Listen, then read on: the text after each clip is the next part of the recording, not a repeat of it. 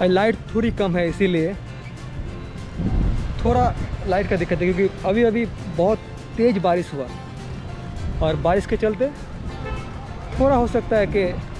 आपको सही से ना दिखे, जितना सुंदर ये दिखता है एक्चुअली।